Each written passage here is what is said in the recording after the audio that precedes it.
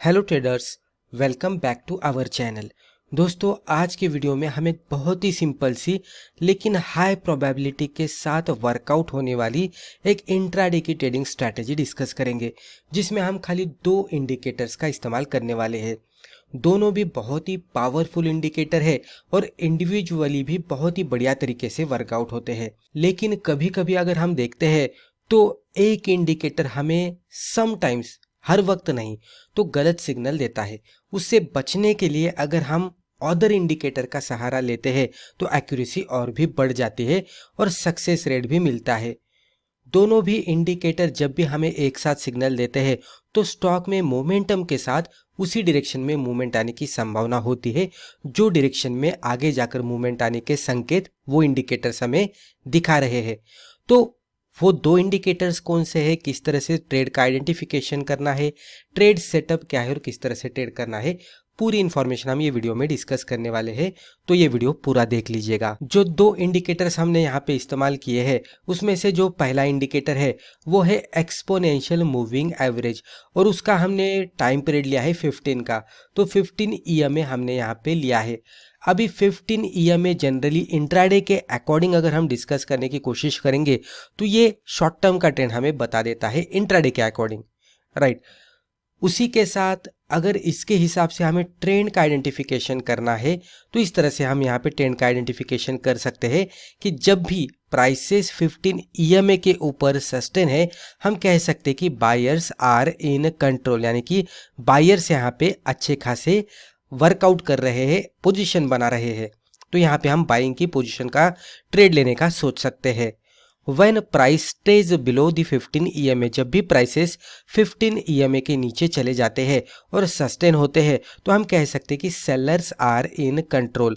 तो यहाँ पे एक सेल का ट्रेड बनता है। दोस्तों, अगर आपको स्टॉक मार्केट सीखना है तो Amazon पर जाकर आप हमारी बुक पढ़ सकते हैं, या तो Udemy पे जाकर आप हमारे वीडियो कोर्सेज भी देख सकते हैं। उसी के साथ सेकेंड इंडिकेटर हमने जो लिया है वो है VWAP। दोस्तों, VWAP का लॉन्ग फॉर्म अगर हम देखेंगे तो वॉल्यूम वेटेड एवरेज प्राइस। तो एक एवरेज प्राइस हमें वो निकाल कर देता है जिसमें वो वेटेज रखता है वॉल्यूम का भी। तो दोनों के हिसाब से, प्राइसेस के हिसाब से वो ड्रॉ होके हमारे सामने आएगा।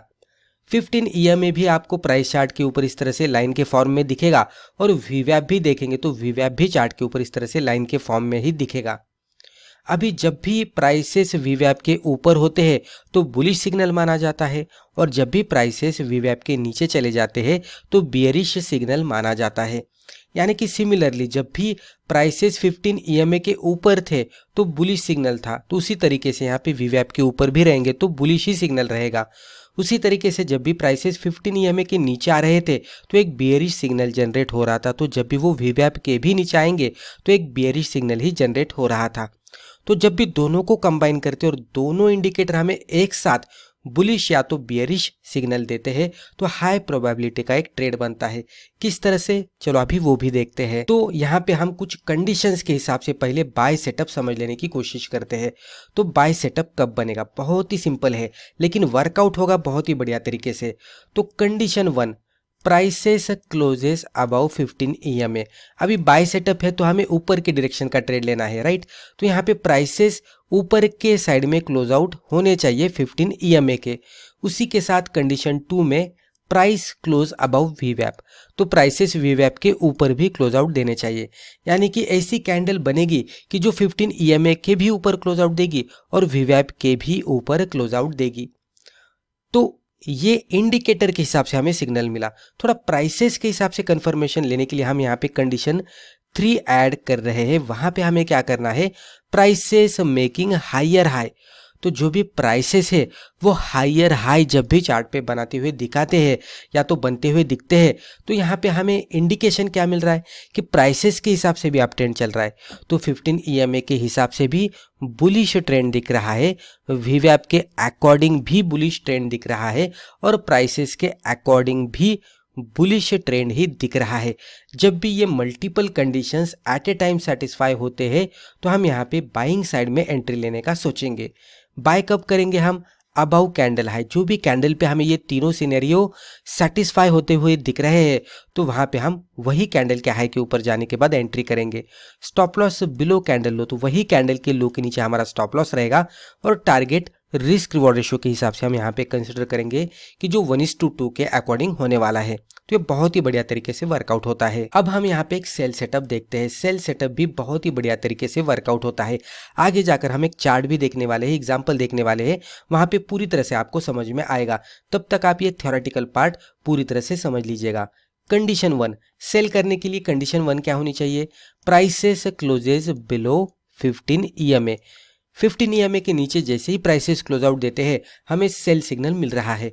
उसी के साथ कंडीशन 2 भी सेटिस्फाई होनी चाहिए। तो वो क्या है? Prices closes below VWAP। तो VWAP के भी नीचे कैंडल जाकर क्लोज आउट देनी चाहिए। उसी के साथ इंडिकेटर का तो हमें सेल सिग्नल मिल गया, लेकिन प्राइसेस को भी हमें कंफर्म करना है। तो कंडीशन 3 में हम प्राइसेस को कंफर्म करेंगे। तो प्राइसेस मेकिंग लोअर हाई, तो प्राइसेस पे लोअर हाई बनते हुए दिखने चाहिए, राइट। तो ये हाई था, इसके नीचे और एक लोअर हाई बनना चाहिए, इसके नीचे और एक लोअर हाई बनना चाहिए। तो जब भी ये सेटअप मिलता है तो एक मोमेंटम निचले साइड में बनने की संभावना होती है। तो प्राइसेस का भी सेटअप मिलना चाहिए। तो जब भी ये तीनों कंडीशंस सेटिस्फाई होते हैं पर्टिकुलर कैंडल पे तो हम इसमें सेल करने का सोचेंगे। सेल किस तरह से करेंगे? तो एंट्री बिलो कैंडल लो, तो जैसे ही वही कैंडल के लो के नीचे ये स्टॉक ट्रेड करने लगेगा हम इसमें सेल का ट्रेड इनिशिएट करेंगे। Stop loss above candle high, वही कैंडल के हाई के ऊपर हम हमारा स्टॉप लॉस लगाएंगे। And target of risk reward ratio of 1:2। Target हम कहाँ पे रखेंगे? तो रिस्क रिवॉर्ड कैलकुलेट करेंगे। जैसे कि 5 पॉइंट का हमें स्टॉप लॉस दिख रहा है तो 10 पॉइंट का टारगेट हम एक्सपेक्ट करेंगे और वहाँ पे हम एग्जिट करेंगे। अगर आपको लग रहा है कि मोमेंटम अच्छा खासा है, ज़्यादा प्रॉफिट मिल सकता है, तो 1:2 के टारगेट पे आप पार्शियल प्रॉफिट बुक करके ट्रेलिंग बेसिस पे होल्ड कर सकते हैं। 1:3, 1:4, 1:5, कभी कभी उससे भी ज़्यादा टारगेट मिलने की संभावना होती है। रिस्क रिवॉर्ड ज़्यादा कब मिलता है? जब भी आपका स्टॉप लॉस छोटा होता है। तो जब भी एक छोटे से कैंडल पे अगर आपको ट्रेड मिलता है तो स्टॉप लॉस आपका छोटा हो जाएगा और रिस्क रिवॉर्ड के अकॉर्डिंग आपको टारगेट भी बड़ा मिलता हुआ दिखेगा। ये पूरी तरह से चार्ट किस तरह से प्रिपेयर होता है उस पर डिपेंड होता है। यहाँ तक मुझे लगता है कि आपको समझ में आ गया होगा। अब हमने आपके सामने यहाँ पे एक एग्जाम्पल ओपन किया है, चार्ट ओपन किया है, ये आप अच्छे से समझिएगा, आपको समझ में आएगा कि स्ट्रैटेजी किस तरह से वर्कआउट होती है। बहुत ही सिंपल सी स्ट्रैटेजी है, इवन बिगिनर लेवल के ट्रेडर्स भी इसके साथ ट्रेड कर सकते हैं। लेकिन इसका सक्सेस रेट जब भी हम देखते हैं तो वो भी बढ़िया निकल कर आता है। ऐसा नहीं है कि सिंपल स्ट्रैटेजी है तो सक्सेस रेट नहीं मिलेगा। दोस्तों एक बात आपको बता दूं कि कभी कभी सिंपल से स्ट्रैटेजीज ही बहुत ही बढ़िया तरीके से वर्कआउट होते रहते हैं। तो ये एक इसका एग्जाम्पल है, आप इसकी बैक टेस्टिंग भी करके देख सकते हैं। इसमें हम प्राइसेस का और उसी के साथ 2 पावरफुल इंडिकेटर्स का मर्ज करके ही ट्रेंड का आइडेंटिफिकेशन करके ही ट्रेड कर रहे हैं। यहाँ पे पहले मैं आपको बता देता हूँ कि चार्ट किस तरह से हमने लिया है। तो ये 5 मिनट का कैंडलस्टिक चार्ट है क्योंकि इंट्राडे में ट्रेड करना है। उसी के साथ हमने यहाँ पे EMA 15 लिया है जो कि आपको रेड कलर के लाइन में दिखेगा, ये EMA 15 है। उसके बाद हमने लिया है VWAP जो कि आपको ब्लैक कलर के लाइन में दिखेगा, राइट। तो आप ये ध्यान में रखिएगा कि जो रेड कलर की लाइन है वो है EMA 15 की और जो ब्लैक कलर की लाइन हमें दिख रही है वो है VWAP की। अभी हम लेफ्ट टू राइट चार्ट को देखते हैं कि चार्ट पे किस तरह से प्राइस एक्शन बनी और ये किस तरह से वर्कआउट हुआ है। तो पहले अगर आप देखेंगे तो प्राइसेस दोनों के ऊपर थे। ये कैंडल ने ब्रेक डाउन दिया ब्लैक लाइन को, यानी कि VWAP को ब्रेक डाउन दिया। VWAP के अकॉर्डिंग हमें सेल सिग्नल मिला। अभी VWAP के अकॉर्डिंग हम ट्रेड करते तो सेल सिग्नल के अकॉर्डिंग हम सेल सिग्नल को इनिशिएट करते, लेकिन स्टॉक प्राइसेस ऊपर जाकर हमारा स्टॉप लॉस हिट करते। तो VWAP को देखकर, खाली ब्लैक लाइन को इसने ब्रेक डाउन दिया देखकर, VWAP को ब्रेक डाउन दिया देखकर अगर हम ट्रेड लेते तो हमारा स्टॉप लॉस हिट होता। लेकिन यहाँ पे हमारा 15 EMA नीचे है, रेड कलर की लाइन, जिसने हमें बचा दिया। क्योंकि ये VWAP के नीचे तो क्लोज आउट दिया लेकिन 15 EMA के नीचे क्लोज आउट नहीं दे पाया। उसके बाद ये ग्रीन कैंडल बनी, उसके बाद ये रेड कैंडल बनी। ये हर एक कैंडल हमें सेल सिग्नल ही दे रही थी VWAP के अकॉर्डिंग, लेकिन 15 EMA के हिसाब से सेल सिग्नल नहीं मिल रहा था। तो ये पूरे दायरे में हम बच गए सेल सिग्नल इनिशिएट करने से। ये बुलिश कैंडल यहाँ पे बन गई और एक यहाँ पे अपसाइड में मूवमेंट आती हुई दिखी।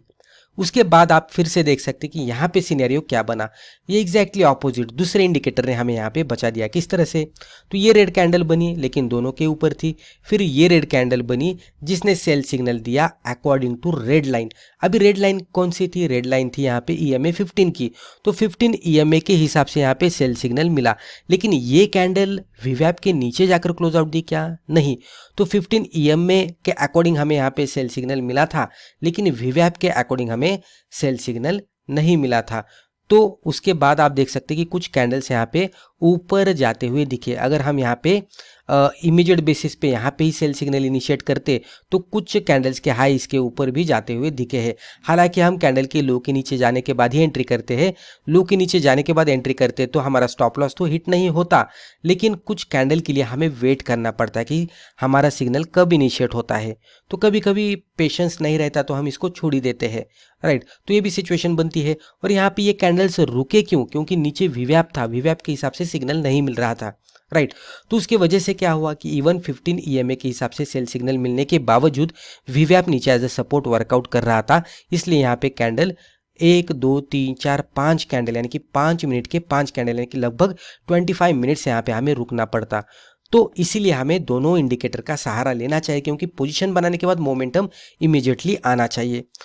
तो उसके बाद अगर आप देखेंगे तो फाइनली ये रेड कैंडल यहाँ पे बन गई जिसने 15 EMA के नीचे भी क्लोज आउट दिया और वीवैप की जो ब्लैक लाइन है उसके नीचे भी क्लोज आउट दिया। अभी इंडिकेटर के हिसाब से हमें सेल सिग्नल मिला है। कंडीशन 3 क्या थी, अभी यहाँ पे सेल सिग्नल हम इनिशिएट कर रहे हैं तो लोअर हाई बनने चाहिए प्राइसेस के हिसाब से। तो यहाँ पे एक हाई था, उससे नीचे जाकर यहाँ पे एक लोअर हाई बन गया, इसके नीचे जाकर यहाँ पे और एक लोअर हाई बन गया। तो प्राइसेस के हिसाब से भी लोअर हाई बन रहा है और दोनों इंडिकेटर ने सेल का इंडिकेशन हमें दिया है। तो ये कैंडल पे हमें पूरी तरह से सेल का सिग्नल मिला है। तो जब भी ये सिचुएशन हमें देखने को मिलती है तो हम ये कैंडल के लो के नीचे एंट्री करेंगे, यही कैंडल के हाई के ऊपर हम स्टॉप लॉस लगाएंगे और वन वे डायरेक्शन में मूवमेंट आती हुई स्टॉक यहाँ तक आ गया। रिस्क रिवॉर्ड रेशियो के हिसाब से देखने की कोशिश करेंगे तो एंट्री से स्टॉप लॉस का डिस्टेंस इतना था और एंट्री से टारगेट हमें यहाँ तक मिल गया। तो लगभग 1 2 3 और 4 1:4 के आसपास हमें यहाँ पे रिस्क रिवॉर्ड रेशियो मिलता हुआ दिखा, जो कि वन वे डायरेक्शन में स्टॉक मोमेंटम के साथ आया है। क्योंकि उसके पीछे रीजन क्या है, प्राइसेस ने भी लोअर हाई बना दिए थे, तो प्राइसेस के हिसाब से भी सेल सिग्नल था, उसी के साथ वीवैप के हिसाब से और EMA 15 के हिसाब से भी सेल सिग्नल मिला। और जो कैंडल पे हमें सेल सिग्नल मिला वो भी कैंडल आप देख सकते हैं। अभी आप यहाँ पे देख सकते हैं जो कैंडल पे सेल सिग्नल मिला तो एक स्ट्रॉन्गेस्ट बियरिश कैंडल थी, लगभग इसका जो क्लोज हुआ है तो लो पे ही हुआ है। तो पूरी तरह से इसमें सेलर्स यहाँ पे एक्टिवेट हुए थे और उसके वजह से आप देख सकते हैं कि मोमेंटम के साथ इसमें मूवमेंट आई है। तो इस तरह से सिंपल से स्ट्रैटेजीज भी बहुत ही बढ़िया तरीके से वर्कआउट होते हैं। बाइंग साइड में भी आप इसको थोड़ा बैक टेस्ट करके देख सकते हैं। तो दोस्तों मुझे लगता है कि वीडियो के जरिए जो भी इन्फॉर्मेशन हमने आपके साथ शेयर की है आपको वैल्यूएबल लगी होगी। वीडियो अगर फायदेमंद लगा तो वीडियो को लाइक जरूर कीजिएगा और इसी तरह के बिगिनर फ्रेंडली वीडियोस आगे भी जाकर देखने के लिए हमारे चैनल को सब्सक्राइब करके बेल आइकॉन को भी क्लिक कीजिएगा। धन्यवाद।